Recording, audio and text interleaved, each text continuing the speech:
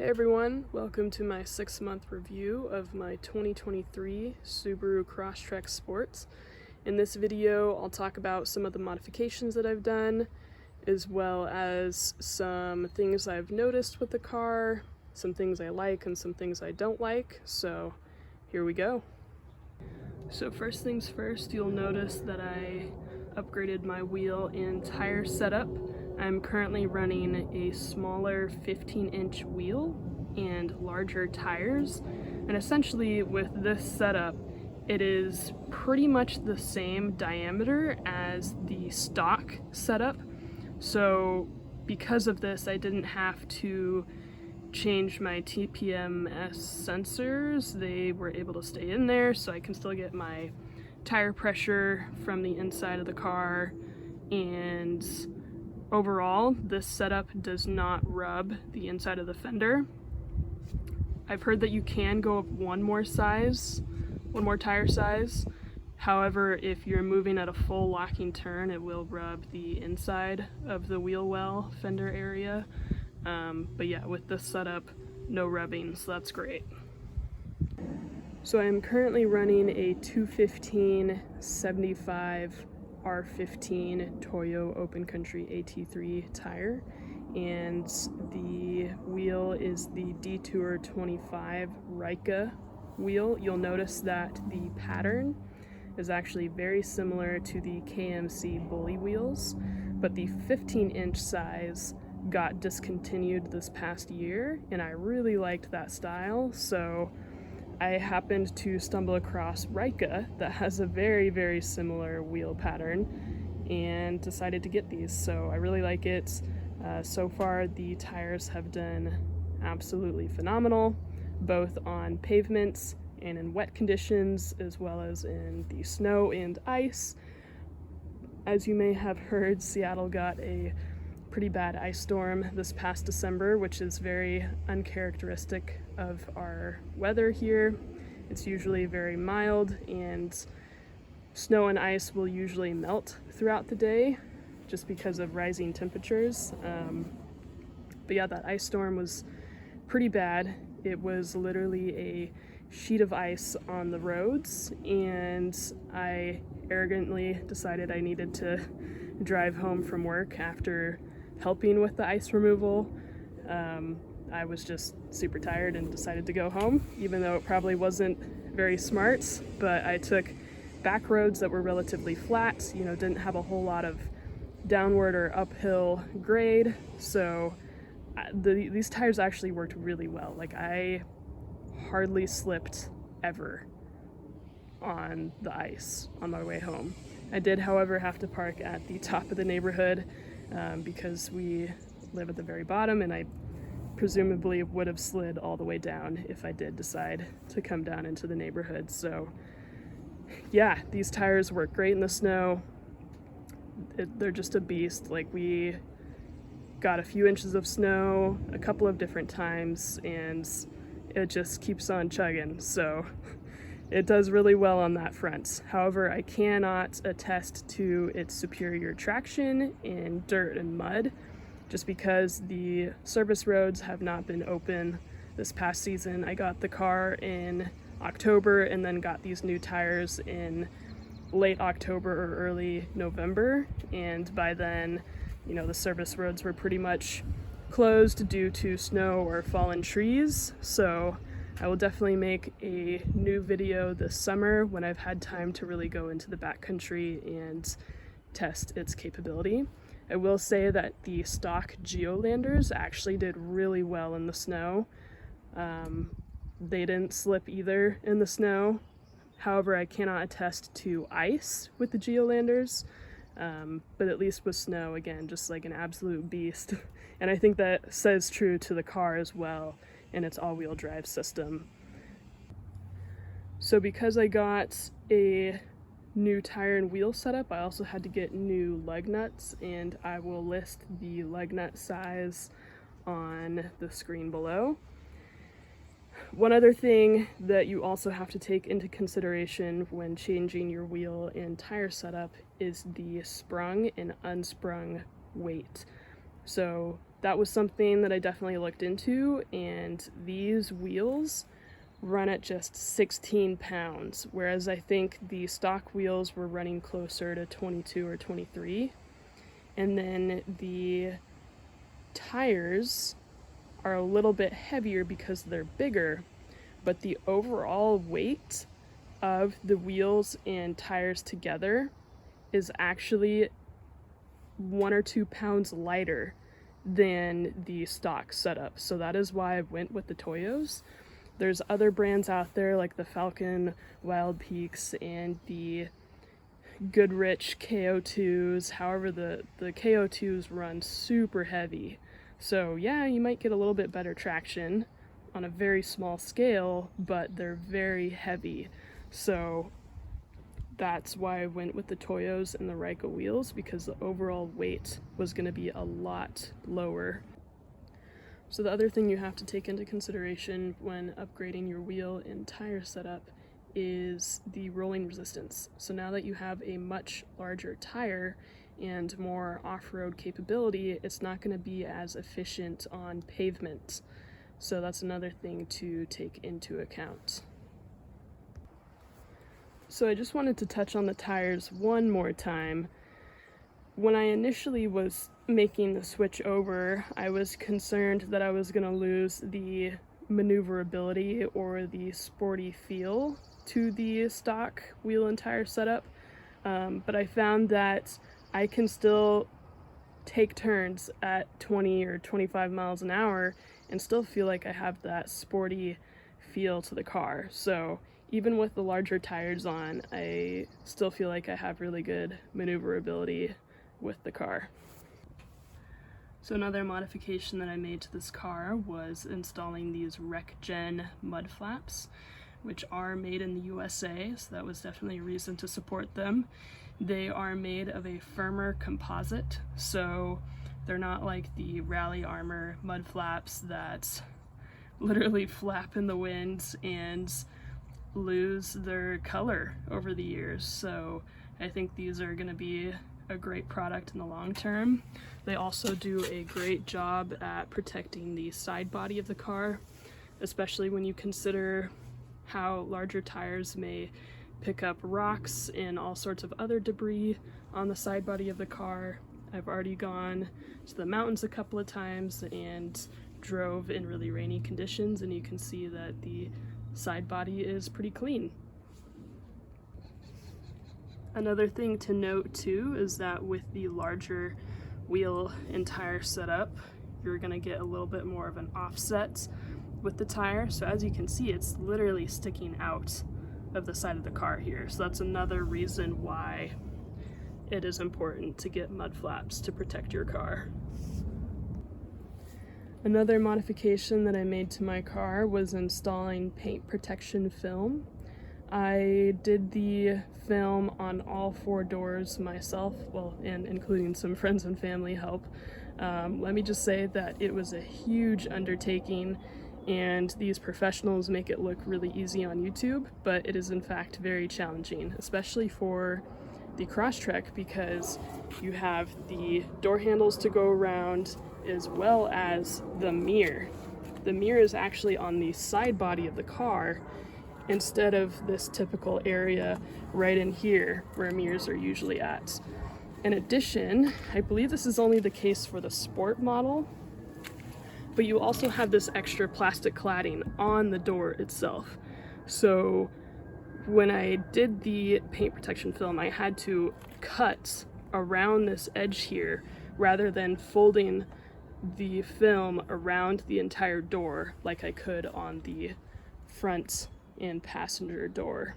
So that was definitely difficult, but honestly, I would leave it to the professionals. It was very infuriating, and I'm not even sure that this will really last very long because it's already starting to peel around the edge of the door. It's not staying adhered, so I would definitely leave it to the professionals to do it. But if you're willing to drop $700 and do it yourself, then you can definitely do that too. I got my paint protection film in bulk from Drive Protected, which is a Canadian company, and they ended up giving me, I think, close to $100 or $200 off of their price just because of the exchange in currency, I think. I'm not entirely sure, but they gave me a pretty solid discount, so that was another reason why I bought from them. I will put up the bulk amount that I bought. I believe it was around 130 inches. I added up the length and width of all 4 doors and then just cut the roll into four pieces and then applied it one by one. I will say that the paint protection film is really nice because it makes for washing the car really, really easy. The dirt just comes right off of the film, and then you also get this beading of the water when the film is there. I did let a professional do paint protection film for the front bumper, the full hood, as well as the side fender area here, because you can see how there's a lot of contours all throughout the front bumper, especially in here. They did the lights as well. It would have been really difficult for me to do the film myself in those areas, and I really wanted the front to be protected just because with getting to the mountains, you're driving on highways and are probably going to be behind semis or other cars that are picking up rocks at your hood, and I just wanted to maintain the paint long term, and so that's why I went with paint protection film instead of a ceramic coat or wax. For additional protection, you can add a ceramic coating or wax to paint protection film. I have not done that myself just because I haven't had the time, but you can do that. I just knew that I wanted PPF on as soon as possible because it was a brand new car and I didn't want the pinstriping and scratches all along the car, as I knew I would be driving on service roads that had overgrowth foliage, on the sides of the roads, and just didn't want the pinstriping and all the scratches, because once you have that, you can't put on paint protection film. It won't adhere well. You'll see all of the scratches through the film, and there will literally be a texture difference in the film. So if you are considering getting PPF, you have to do it when the paint is fresh. The other thing that I'm not a huge fan of with this car, and I just can't understand why Subaru left this out for the sport model, but leaving the headlights halogen lights. Like, seriously, the other models have LEDs, the higher end models. Why does a sport not have LEDs? There are times where I'm driving on the road and someone will slowly creep, along the side of me and past me, and it's all of a sudden like, whoa, my field of view is getting so much brighter instantly just by a car next to me and their LED lights. So, I'm not really a huge fan of some of these other cars with their nearly high beams, flashing me and blinding me, but if everyone else has them, just add LEDs to the sport. That's all I'm saying. I have considered upgrading my headlights to LEDs. However, I've read on Subaru forums that the overall headlight unit is not designed for LEDs, and there's going to be too much beam flow spreading out everywhere. It won't be as localized as what it's meant for with the halogens, so it would be actually pretty dangerous to upgrade to LEDs if they're not the right ones, because then you will be blinding oncoming traffic. So that is one thing to note if you are thinking about upgrading. As you'll notice, I did do a little bit of a cosmetic upgrade for the front grille here. I just wanted my Subaru to look a little bit different than all of the other cool gray khaki Crosstreks out on the road here in the PNW, so I added some 3M electrical tape around the outside of the grille, and then I went with a emblem overlay and winglet inlays from Orsini Vinyl Designs. I'll make sure to add their link in the description below. Highly recommend their products are definitely high quality and will last you a long time, so definitely check them out. So I also made some modifications to the rear as well.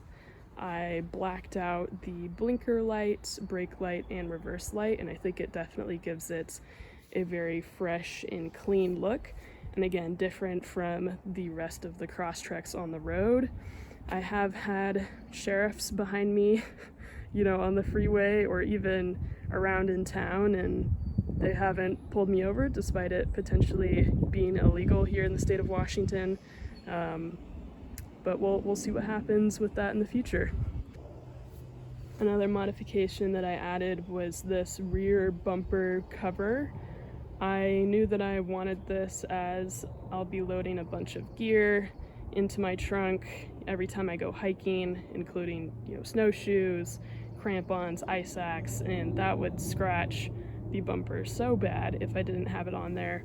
I think the dealership was asking $120 for this, and I believe I got it for $70 to $80 off of Amazon, and it's just the same product. Like, there's no difference. It comes with knockoff 3M tape, and I've heard that if you just leave it in the sun for 20 minutes and let that adhesive settle a little bit and warm up, that then it makes it even better for its stickiness and adhesiveness to the bumper.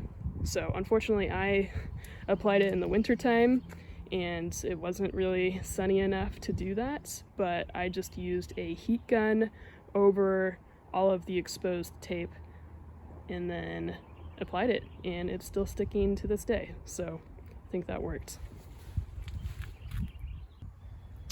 Another modification that I made to this car was adding a D-ring shackle tow hook to the rear bumper.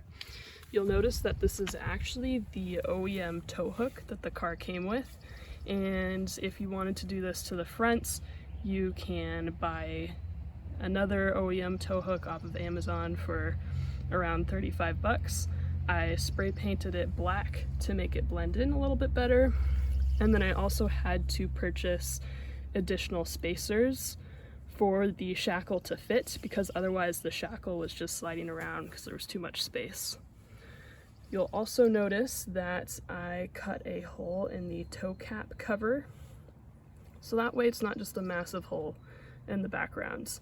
Now I will admit that I maybe did not drill the cleanest hole, but I feel like you can't really tell unless you're looking right up over it. So definitely adds another sporty touch to the car.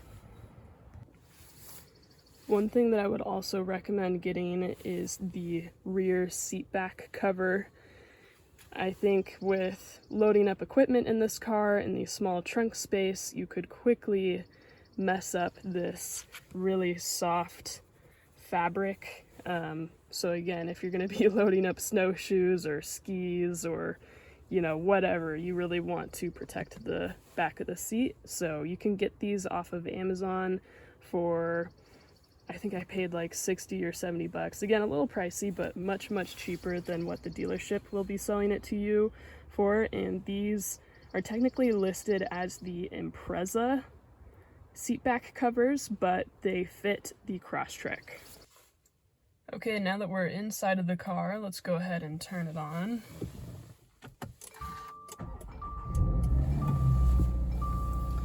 Now, the first thing I want to talk about while we're in here is that it is about 56 degrees today, which is a fairly warm day for the beginning of April. You'll notice that there is a blue symbol there showing that the oil temperature is a little bit on the cold side. And as such, the car is idling pretty high, just under 2,000 RPMs. Now, there's a lot of debates in the online forums about, you know, when you can pull away and whether you should let it warm up all the way. Honestly, I think for long-term care of your car, you should really wait, most importantly, for the blue symbol to disappear, and then if you're even more cautious, waiting for the RPMs to go down below 1,000. I just think that's best practice if you plan on keeping the car long term. The other thing I want to talk about while we're sitting here waiting for the RPMs to go down is my mileage. So I just hit 7,000 miles in a little over 6 months of owning the car. It's a pretty average mile count for half a year. I think most people drive anywhere from 12,000 to 14,000 a year. And granted, I am driving to the mountains at least once a week as I'm training to summit Mount Adams and Mount St. Helens this year. So I am making some longer trips into the mountains, but my daily commute is around 16 to 20 miles, which isn't bad. When I first bought the car, friends and family were telling me that I should have gotten my oil changed at 500 miles due to potential metal shavings coursing through the engine just from everything that was done at the factory. I, however, did not get my oil changed at 500 miles just because I asked my dealership and I was like, hey, how important is this? Is this true? And they were pretty confident that I just needed to get an oil change before 6,000 miles. So just to be on the safe side, I went ahead and got my oil changed at 2,800. And I haven't gotten it changed since, but I do have an appointment to get it changed now since it's been about 4,000 miles. Okay, now you can see here that the RPMs are going down. And right about there is its normal idle. So here is when you would be okay to pull away and start driving. But yeah, going back to my oil change, I've read online that with the newer synthetic oil, you can go upwards to 6,000 miles before changing your oil, but honestly, I think that would be if you were purely driving highway miles. If you're doing any city miles, you would want to get that changed much sooner, especially if you're going into the mountains and maybe going on steeper, more rough terrain service roads. It's going to make the car work a little bit harder, so you might want to be more consistent on that 3,000 to 4,000 mile oil change service routine. One thing that I really appreciated when I bought the car was that my dealership signed me up for 3 years of the Starlink program as well as the remote start. And let me just tell you that it is very nice. I don't think I would have bought it if they hadn't given it to me for free, but now I think I'm hooked and I will continue to pay for it even after that 3 years runs up, because especially here in the Pacific Northwest, it gets really cold during the wintertime, and having the ability to turn the car on while I'm finishing brushing my teeth or like getting my stuff together to leave for work or wherever I'm going, then the car can just be warmed up in the interior and the oil temp can then warm up and get to its resting, idle and everything before I pull away. So I think that feature is really nice. Now maybe I'd have to look into it more, but maybe I would only purchase the remote start for a few months out of the year because I probably wouldn't need it during the summertime. But again, it's a really nice feature considering the American models do not come with a heated steering wheel. The Canadian and European models come with a heated steering wheel. I don't know why they get that feature and we don't, but again, that remote start is really nice because the climate control will actually thoroughly warm up the car in just a few minutes, especially if you turn this vent towards the steering wheel. Wherever you end up grabbing, close to that vent, especially, on that side, and then over here, the steering wheel will be warm in that area. So you don't have to have that problem of holding onto a really cold steering wheel. The other thing too is the seat heater. So right now it's off, right now it's on. If it's flipped on in the high position and you remote start your car at least 3 or 4 minutes in advance, that seat will be warm when you get in. So that's a really nice bonus, again, with a remote start, and I'm very glad that I have it for these winter, early spring months. Okay, now I want to talk about a feature that I don't like, and that is the lane merging feature that comes from the eyesight cameras at the roof or dash of the car. And essentially it'll pop up between your two gauges here in the middle. I don't like it because here in Washington we have tough winters with a lot of rain and then, freezing temperatures overnight, and the pavement just starts to fall apart. And so you want to avoid those divots in the road or even drains that are sinking in the pavement. And so if you were to slightly swerve to avoid that, now you're going over either the white line or the yellow line on the road, and then the screen starts flashing at you as well as beeping at you. Now you can change the volume of the beeping, but you can't completely turn it off.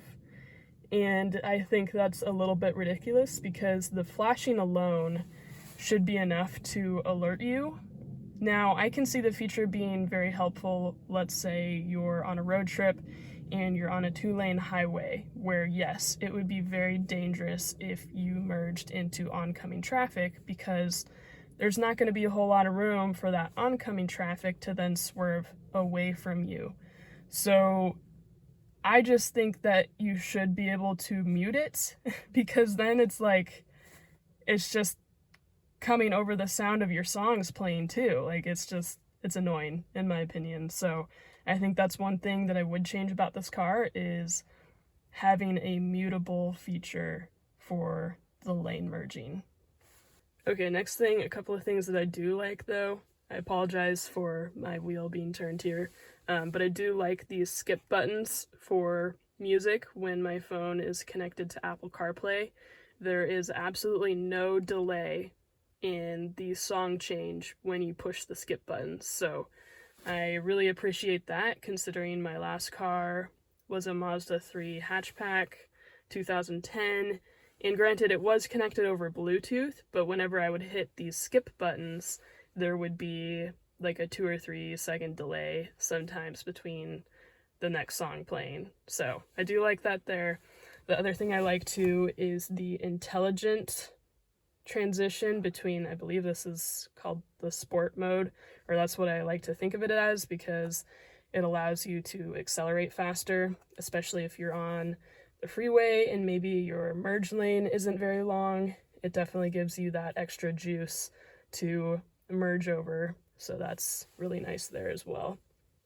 And it just allows a more sporty feel of the car if you do decide you want to take some turns pretty fast, or there's a cool road you're driving on. So yeah, I do like that feature there. Another thing I want to talk about is the CVT. So I've never owned another Subaru or another vehicle that has a CVT before. So this was kind of a learning curve driving this car, which I didn't anticipate it to be. But essentially when you get to 20 miles per hour after previously have gone like 30 or 40 miles an hour, the engine will start lowering down in its gears and it will feel like engine braking, essentially.